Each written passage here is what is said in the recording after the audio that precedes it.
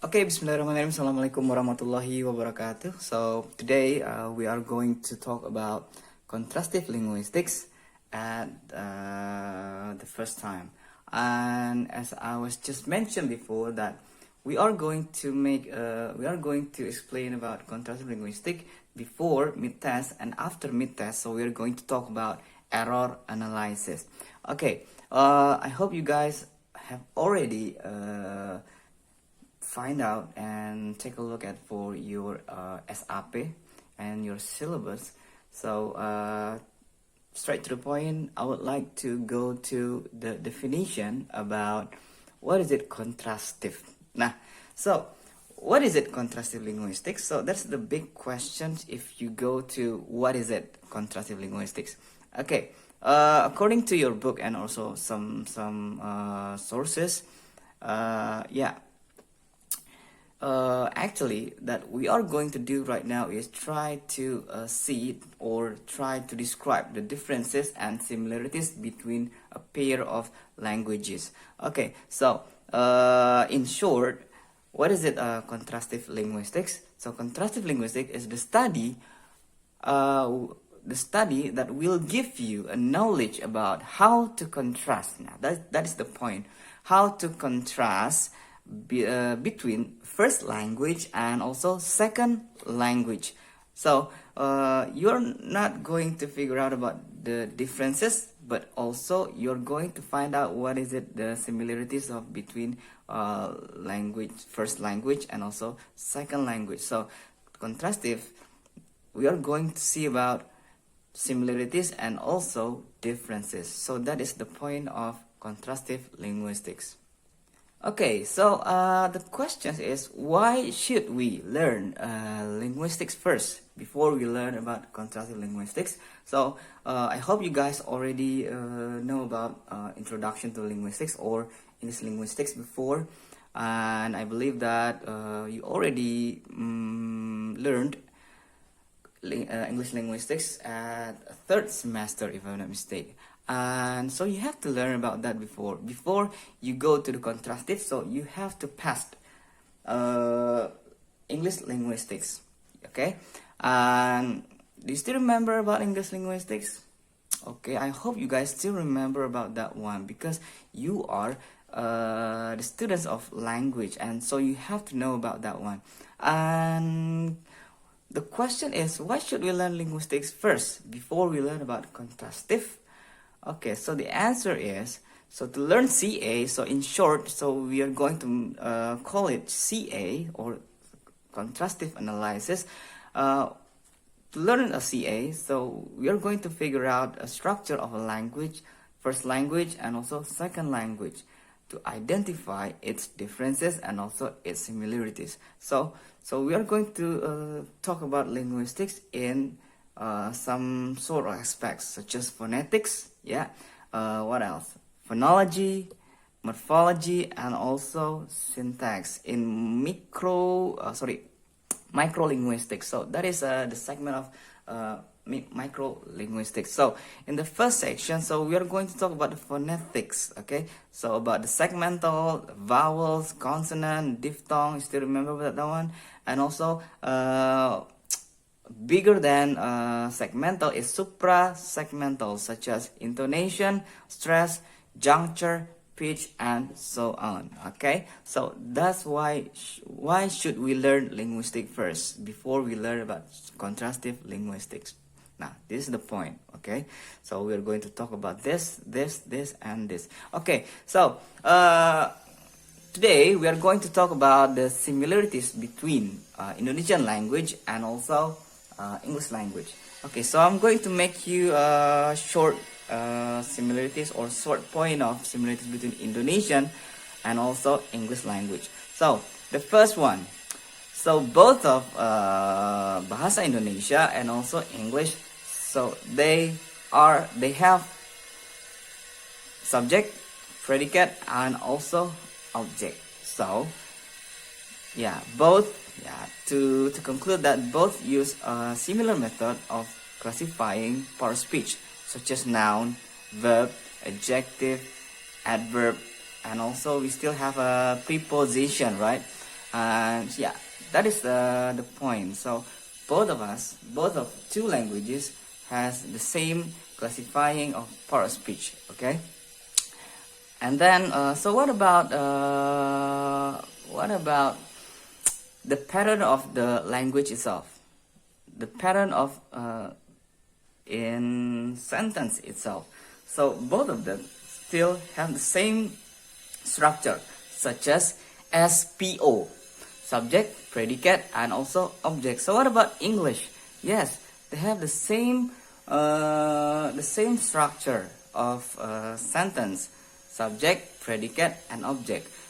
Okay, so both of them have a similar method in structure and also classifying part of speech.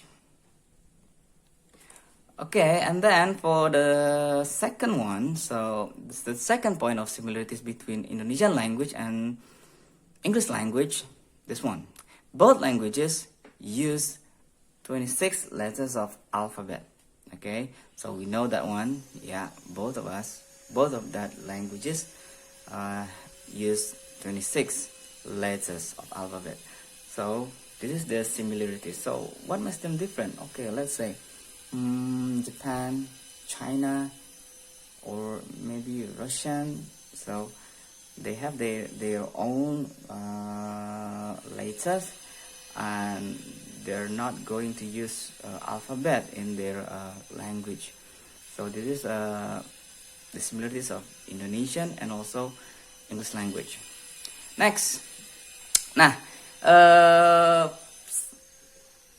following similarities between Indonesian and English language, both of them have prefixes. Okay, so dua-duanya punya yang namanya prefix. So what is a prefix? Awalan. Okay, nah awalan itu ada di beberapa bahasa. Salah satunya dalam bahasa Indonesia and also in English language. Okay, so we know that some sort of prefixes such as me, ke, di, ter, ber, and per.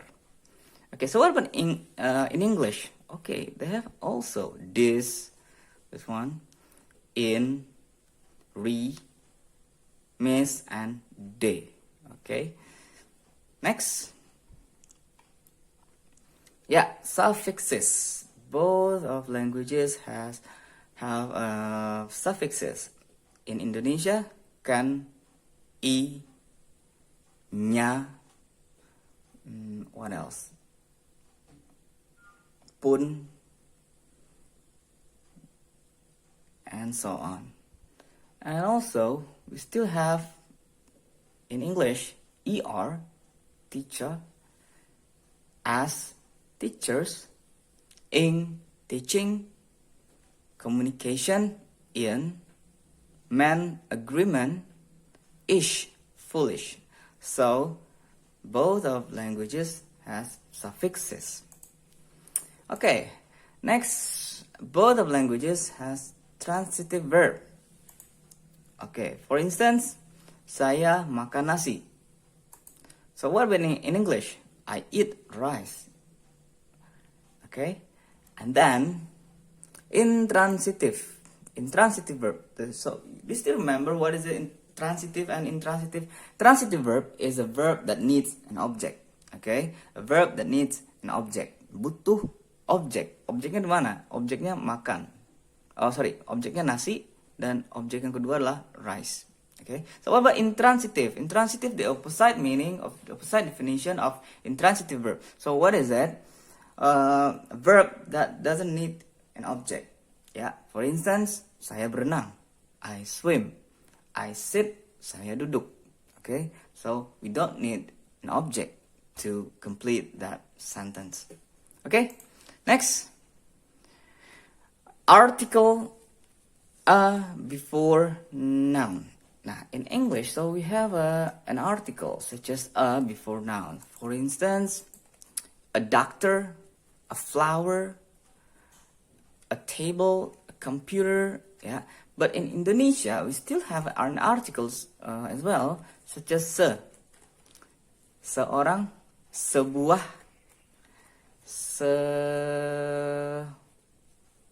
seorang, sebuah, and so on. Okay. Okay, next the following similarities between Indonesian language and English language both have WH questions. Alright, so we know that one, WH questions, and asking about what about asking question? Yeah, in asking questions, so both using rising intonation. For instance, kamu belum mandi? Are you kidding me? Are you hungry? Do you love me? Yeah, so the intonation is rising. Yeah, rising dalam artian naik. Okay, dalam hal bertanya. Okay, so and also both have passive voice and active voice. Okay, in Indonesia me, and also in Indonesia for active yang biasa diikuti oleh di, ya, and we know that one, active and passive, ya. Okay, so that's the similarities between Indonesian language and also English language. So if you have some sort of questions, so you could ask me, and you can ask me on the commentary column in LMS, but I don't know about LMS. Does it still work or not? I don't know. Yeah, still down, right? If I'm mistake for the last information. So that's why I made this video to give you short information about the similarities between Indonesian language and also English language. So that's all for the information, and see you next video. Assalamualaikum warahmatullahi wabarakatuh.